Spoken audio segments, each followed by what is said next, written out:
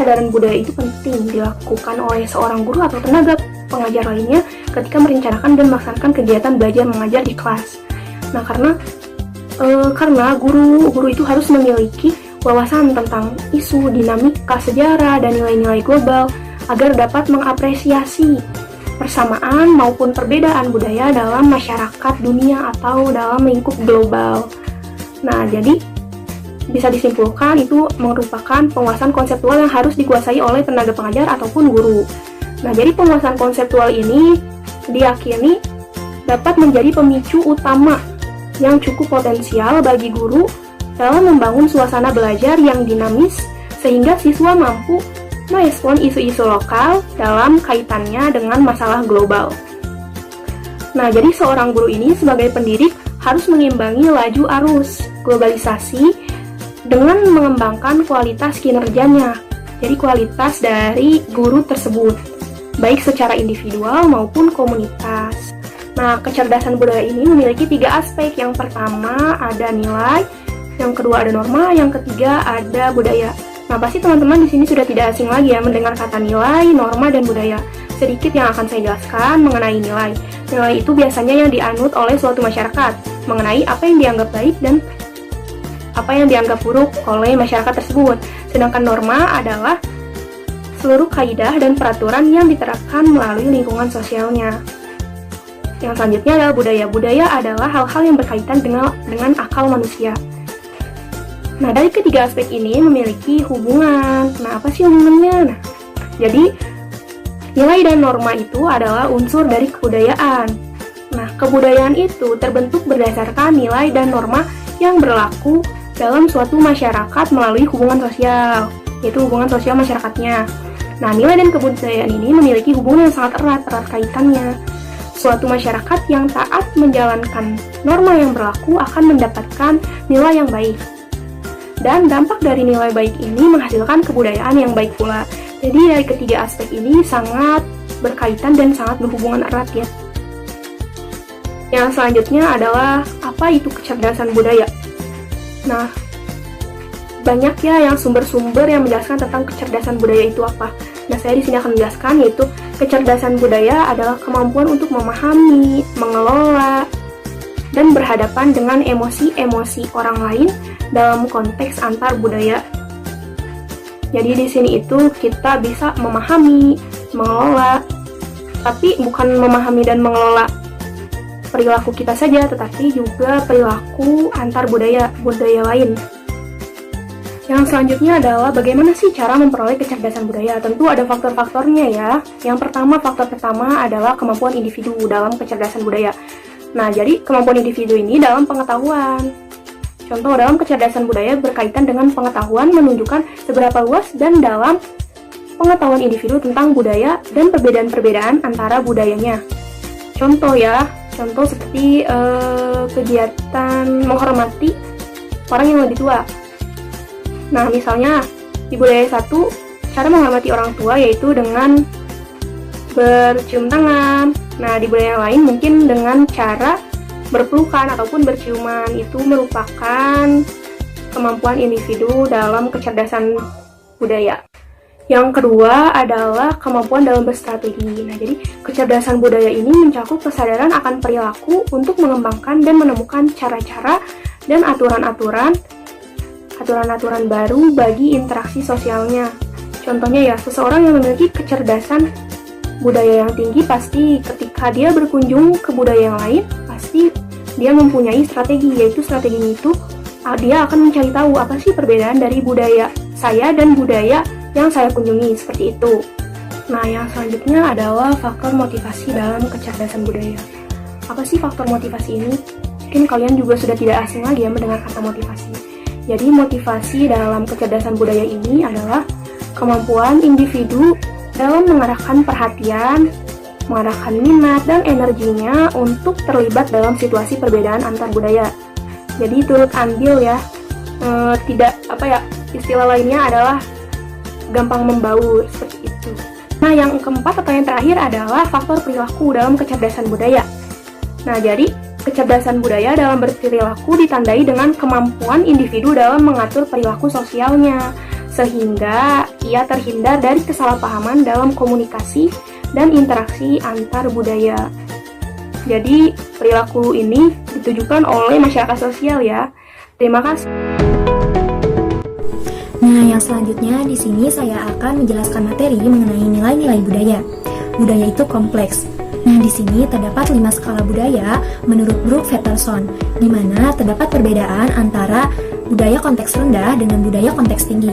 Nah, terdapat pada tabel berikut ini, di mana pada budaya konteks rendah atau informal itu terdapat pada khas warga negara Amerika Serikat. Nah, sedangkan pada budaya konteks tinggi terdapat pada sebagian besar sisanya di dunia. Nah, pada budaya konteks rendah atau informal terdapat 5 skala. Yang pertama itu kesetaraan. Jadi rendahnya jarak kekuasaan seseorang. Yang kedua itu langsung komunikasi.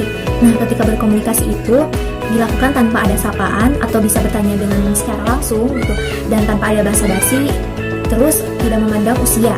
Nah, yang ketiga itu individu adalah penting. Jadi mereka itu lebih mementingkan dirinya sendiri dibandingkan kelompok sosialnya. Nah, yang keempat itu fokus tugas. Nah, di mana ketika mereka sedang mengerjakan sesuatu atau suatu hal itu lebih fokus pada pekerjaan tersebut gitu. Nah, yang kelima itu mengambil resiko. Nah, pada orang-orang yang terdapat pada budaya konteks rendah ini lebih cenderung mampu mengambil resiko yang tinggi gitu. Nah, berbeda dengan pada konteks tinggi 5 skala, yaitu yang pertama hierarki. Jadi memiliki kekuatan pada jarak kekuasaan. Yang kedua itu tidak langsung berkomunikasi. Nah, jadi ketika berkomunikasi itu bisa ada sapaan terlebih dahulu atau bisa membandingkan ketika berbicara dengan orang yang lebih dewasa dan lebih sopan gitu. Nah, yang ketiga itu grup adalah penting. Nah, pada budaya konteks tinggi ini lebih mementingkan sosialisasi dengan orang lain gitu. Nah, yang keempat itu hubungan fokus. Nah, ketika mengerjakan suatu hal itu lebih berhubungan dengan orang lain juga gitu, jadi tidak sendirian. Nah, yang terakhir itu waspada. Jadi ketika mengambil suatu kerjaan atau ketika mengerjakan sesuatu itu lebih berhati-hati gitu atau waspada, tidak mengambil risiko yang tinggi. Nah, konteks tersebut itu mengacu pada keadaan di mana peristiwa atau tindakan tersebut itu bisa terjadi. Nah, jadi pada negara-negara itu pasti akan berbeda gitu kebudayaannya, norma atau aturannya itu akan berbeda tergantung pada orang-orang atau budaya yang sudah berkembang di wilayah tertentu atau di negara tertentu. Nah, yang selanjutnya itu ada norma budaya. Nah, norma budaya itu terkadang sudah melekat atau sudah tertanam secara kuat dalam kehidupan sehari-hari setiap individu atau seseorang tanpa mereka sadari. Nah, terkadang setiap individu itu merasa kesulitan untuk mengenali, mengubah, dan mengadaptasikan perilakunya. Nah, terdapat deskripsi kelas di negara berkembang. Nah, di mana penggunaan hukuman fisik yang dilakukan oleh guru kepada siswanya itu akan membuat siswanya jera. Nah, tetapi tidak. Justru membuat siswanya itu merasa enggan untuk berpartisipasi aktif di dalam kelas. Mereka itu hanya duduk diam di kursinya dan berbicara itu hanya ketika diajak berbicara. Nah, pada kondisi tersebut itu tidak heran jika siswa itu merasa malu dan siswa itu merasa tidak bebas ketika berada di dalam kelas. Jadi bagaimanapun tidak boleh disalahartikan sebagai kurangnya minat dalam belajar siswa. Nah, jadi penggunaan hukuman fisik itu mungkin sudah menjadi kebiasaan yang dilakukan oleh guru untuk membuat siswa jera. Nah, tetapi bisa saja hal tersebut itu akan mengurangi minat belajar siswa. Mungkin cukup sekian yang dapat saya sampaikan. Bismillahirrahmanirrahim. Assalamualaikum warahmatullahi wabarakatuh. Ya, perkenalkan nama saya Teguh Faisal Salahuddin, NIM 1802263. Ya, di sini akan menjelaskan tentang mempelajari budaya baru atau examine a new culture. Dalam hal ini, sekolah diibaratkan dalam mempelajari budaya itu seperti gunung es. Nah, gunung es itu terlihat nampak bagiannya atau bagian atasnya hanya 10%, namun ada bagian yang tidak terlihat atau bagian dalam dari gunung es itu sendiri itu ada 90% ibaratkan. Sama halnya dengan yang ada dalam budaya, ada bagian yang terlihat dan ada juga bagian yang tidak terlihat. Dalam hal ini, bagian yang tidak terlihat atau tersembunyi, yang pertama itu ada keyakinan, ada nilai, dan ada asumsi dan alasan melakukan sesuatu. Nah, sedangkan bagian yang terlihat itu ada kebiasaan siswa, kegiatan kelas, dan peralatan kelas, hubungan siswa dan guru. Itu adalah bagian yang dimana penglihatan kita, perasaan kita itu dapat merasakan kegiatan tersebut. Jadi itu adalah bagian yang terlihat. Ada contoh budaya yang tersembunyi dalam mempengaruhi perilaku siswa. Yang pertama itu ada murid dan guru saling membantu dalam melakukan suatu hal, kedisiplinan dalam perilaku di sekolah sebagai pengamalan nilai agama. Nilai dapat dipengaruhi dengan status siswa atau pemberian hadiah kepada pihak terkait. Siswa berdiri ketika guru memasuki kelas, dan posisi duduk siswa yang mempengaruhi tingkat pemahaman. Nah, mungkin itu yang dapat saya jelaskan. Bismillahirrahmanirrahim. Saya Hasna Aziza akan melanjutkan materi yang selanjutnya, yaitu 6 kegiatan untuk mendapatkan wawasan tentang budaya sekolah tuan rumah. Yang pertama yaitu kegiatan memperhatikan aktivitas guru tuan rumah. Yang kedua yaitu latihan klasifikasi nilai dan norma. Ketiga yaitu kegiatan wawancara budaya. Keempat yaitu membandingkan aspirasi orang tua agar anaknya belajar tentang nilai dan budaya. Yang kelima yaitu menggunakan analisis partisipatif untuk kegiatan aksi masyarakat atau PAKA untuk mengeksplorasi budaya sekolah tuan rumah. Yang keenam yaitu menghadiri lokakarya atau pertemuan fakultas di negara tuan rumah. Ya, yang pertama yaitu kegiatan memperhatikan aktivitas guru tuan rumah. Kegiatan ini sama halnya dalam mengamati gunung es, di mana sudah dijelaskan sebelumnya analogi gunung es membantu menjelaskan komponen yang terlihat dan tersembunyi yang berperan dalam suatu budaya. Dalam kegiatan ini juga terdapat poin-poin dalam memperhatikan aktivitas guru. Yang pertama, yaitu komunikasi nonverbal, seperti bagaimana cara orang berpakaian, bagaimana mereka menyapa satu sama lain, apakah orang yang mempertahankan kontak mata saat mereka berbicara, dan lain sebagainya.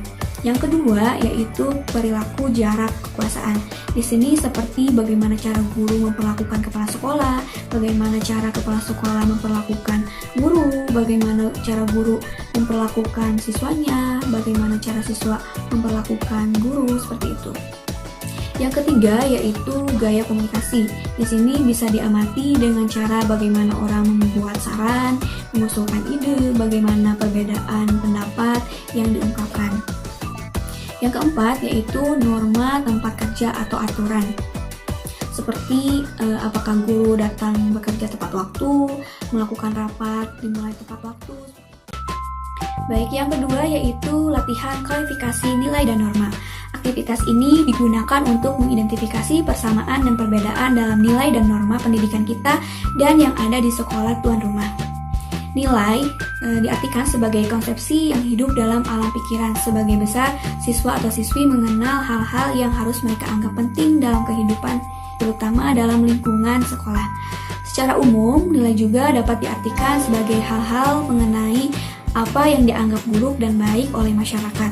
Contohnya, berlaku sopan kepada yang lebih tua, baik kepala sekolah, guru, staf TU, karyawan, satpam, dan tamu. Dan menghargai yang lebih muda seperti adik kelas.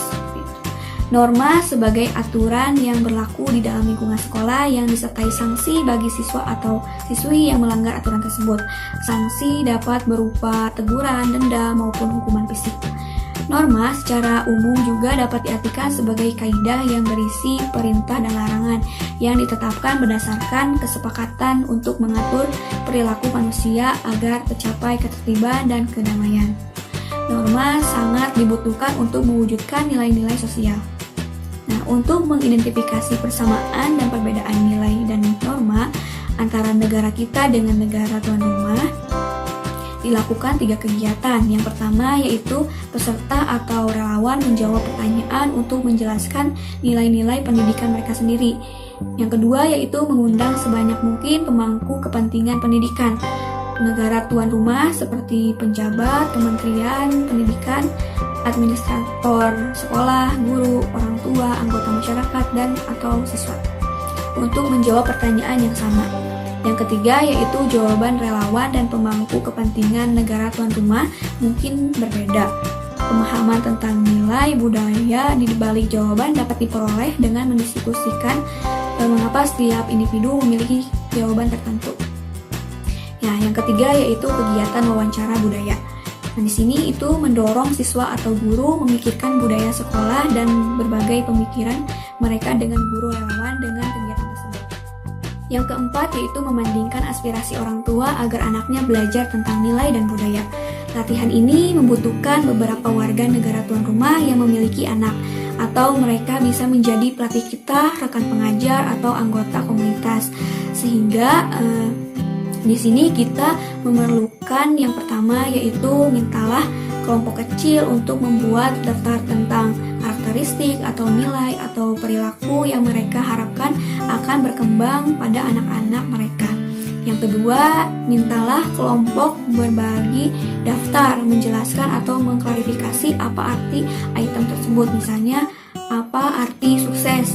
Yang ketiga yaitu untuk setiap item di setiap bagan didiskusikan apa yang akan dilakukan orang tua untuk membesarkan anak-anak mereka agar memiliki karakteristik tersebut.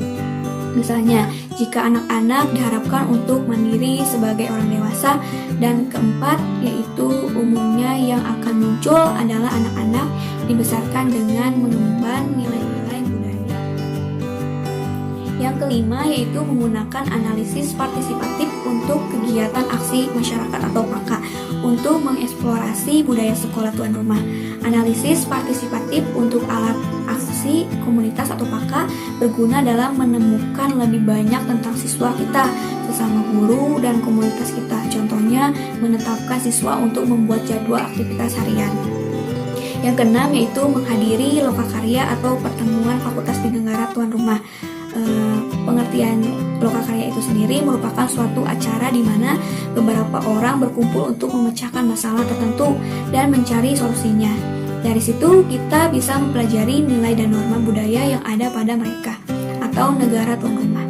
Dengan mencari kesempatan untuk mendengar guru negara tuan rumah yang berpengalaman mendiskusikan masalah pengajaran, teknik, dan manajemen kelas, sehingga kita bisa mengetahui persamaan perbedaan nilai, norma, dan budaya mereka.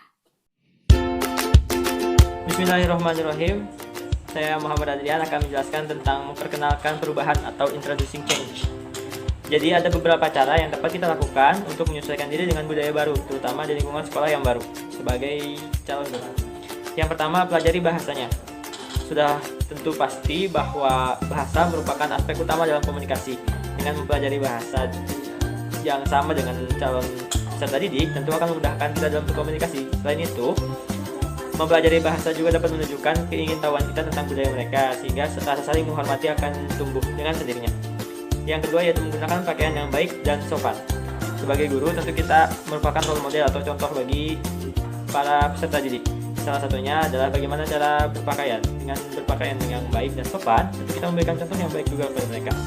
Nah, berikutnya berperilaku yang tepat. Selain pakaian, kita juga dituntut untuk memiliki attitude, sikap yang baik, sehingga dapat memberikan contoh yang baik juga kepada mereka. Yang berikutnya adalah mematuhi protokol atau aturan yang ada. Suatu tempat, bukan hanya sekolah, pasti memiliki aturan-aturan tertentu yang harus kita jalankan. Dengan mengikuti aturan tersebut, tentu akan mengoptimalkan dalam mencapai tujuan pembelajaran. Yang berikutnya adalah memberikan kesan pertama yang baik ketika bertemu siswa. Kesan pertama merupakan hal yang sangat penting, karena ketika kita baru bertemu dengan memberikan kesan yang baik, tentunya kesannya pun akan baik pula. Yang berikutnya ada memperhatikan peran orang tua dan komunitas sekitar. Dalam proses pembelajaran tentu bukan hanya tentang guru dan siswa, tapi juga melibatkan peran orang tua, juga komunitas sekitar. Sehingga kita harus menempatkan diri bagaimana melibatkan orang tua dalam proses pembelajaran, sehingga tujuan pembelajaran tercapai dengan optimal. Sekian. Bismillahirrahmanirrahim. Di sini saya akan melanjutkan materi tentang perubahan dan implikasi budaya. Nah, sebelum Anda melakukan suatu perubahan, sebaiknya Anda mempertimbangkan 1. Anda menanyakan tentang perilaku yang tidak Anda pahami, menentukan keyakinan dan nilai di baliknya, serta belajar menerima aturan budaya mereka. Nah, yang kedua, Anda menimbang manfaat melakukan sesuatu dengan cara mereka, meskipun Anda sedikit tidak nyaman akan hal itu. Nah, yang ketiga, Anda meluangkan waktu untuk menganalisis hal-hal yang dapat diubah. Memilih salah satu atau beberapa cara yang menurut Anda penting dan lakukan dengan hati-hati dalam melakukan perubahan tersebut. Nah, yang selanjutnya, pikirkan 1, 2, dan 3 saat mempertimbangkan perubahan di kelas. Yang pertama, bagaimana perubahan itu dapat meningkatkan pembelajaran siswa. Bagaimana kamu bisa tahu itu? Yang kedua, apakah Anda salah satu yang harus diubah? Lihatlah ke dalam diri terlebih dahulu sebelum Anda melihat ke orang lain. Seringkali yang terbaik bagi guru belum tentu lebih baik dari mereka. Yang tiga, apakah Anda memiliki perasaan yang kuat jika orang lain melakukan perubahan tersebut? Jika ya, temukan cara dengan melibatkan siswa, administrator, dan orang tua sejak awal melakukan proses perubahan. Nah, yang selanjutnya, di suatu area di mana guru relawan perlu mengubah perilaku di dalam ruang kelas adalah ketika mereka berbicara bahasa Inggris. Adapun beberapa cara yang dapat membantu pemahaman mereka. Yang pertama, bicaralah dengan pelan dan jelas. Kedua, buatlah dengan sederhana dan gunakan kalimat pendek. Yang ketiga, hindari ekspresi idiomatik seperti apakah saya sedang kasar. Yang keempat, gunakanlah pertanyaan terbuka. Pertanyaan tertutup akan membuat siswa menanggapi sebagaimana mereka berpikir yang Anda inginkan. Yang kelima, tuliskan poin-poin penting di papan tulis. Siswa seringkali memahami dengan cara melihat kata-katanya. Keenam, gunakan contoh yang konkret atau nyata. Yang ketujuh, gunakan gerakan yang jelas dan sesuai dengan budaya mereka. Yang terakhir, berikanlah umpan balik untuk memastikan bahwa siswa tersebut memahaminya. Biasanya untuk mendorong perubahan, seringkali sangat membutuhkan keterampilan komunikasi yang baik. Lanjutkan dengan proses perlahan dan saling menghormati. Meskipun orang Amerika biasanya memandang perubahan sebagai kekuatan positif dan tak terhindarkan dan relatif cepat membuat berbagai perubahan. Tetapi orang yang memiliki budaya konflik tinggi seringkali masih menghargai tradisi atau budaya setempat dan mungkin jarang memikirkan perubahan. Untuk melakukan perubahan, Anda harus berjalan dengan perlahan. Jangan terburu-buru mengambil langkah untuk melakukan perubahan. Dan pastikan untuk melibatkan guru, administrator sekolah, orang tua, dan siswa. Jika Anda memutuskan untuk menjadi agen perubahan, ada beberapa hal yang harus diperhatikan. Yang pertama, jelaskan alasan untuk mengubah. Komunikasikan secara bertahap dan jelas. Kedua, berikan visi yang jelas. Cari kesempatan untuk melibatkan orang lain. Yang ketiga, pastikan orang-orang memiliki pengetahuan tentang perubahan tersebut. Keempat, temukan perilaku dan ukur hasilnya. Yang kelima, waspadai birokrasi. Keenam, harapkan resistensi. Dan yang terakhir, keluarkan perlawanan di tempat terbuka atau lihat alat yang berguna untuk mengatasi resistensi terhadap perubahan dan analisis medan kekuatan di halaman berikutnya. Selanjutnya, saya akan menjelaskan perencanaan untuk mengatasi resistensi. Nah, resistensi adalah posisi sebuah sikap untuk berperilaku bertahan, berusaha melawan, menentang, atau upaya oposisi pada umumnya. Nah, saat relawan guru dan rekan atau tim guru mempertimbangkan perubahan dalam instruksi atau teknik manajemen kelas, ini adalah modal yang berguna untuk mengidentifikasi perubahan yang diusulkan, alasan penolakan, dan strategi untuk mengatasi perlawanan. Nah, di sini ada area resistensi, yaitu menggunakan strategi pembelajaran kooperatif. Nah, pembelajaran kooperatif adalah strategi pengajaran yang dirancang untuk mendidik kerjasama kelompok dan interaksi antar siswa. Yang kedua, di sini ada alasan resistensi. Yang pertama, takut kehilangan kendali kelas, tidak ada pengalaman sebelumnya sebagai pelajar, tidak yakin bagaimana mengatur kelompok belajar, tidak yakin bagaimana memberikan nilai individu untuk kegiatan kelompok. Yang selanjutnya ada strategi untuk mengatasi resistensi. Yang pertama, jelaskan bagaimana menggunakan kelompok kooperatif dapat membantu guru mengelola kelas. Yang selanjutnya, mengamati orang lain yang dapat mencontohkan kegiatan pembelajaran kooperatif, misalnya guru yang telah lama dalam mengajar. Yang selanjutnya, mulailah dengan aktivitas kerja berpasangan, bisa dibantu dengan guru lain.